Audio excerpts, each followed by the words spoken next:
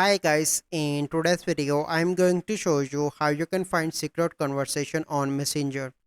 So the first step you need to do is to open Messenger application.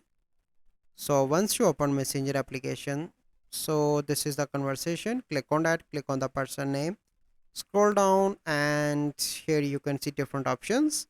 So click on go to secret conversation. So this is the conversation that no one person will be able to see, and for that you simply need to click here and click on go to secret conversation. Once you click on that, you can easily find the secret conversation we are doing. So let me show you.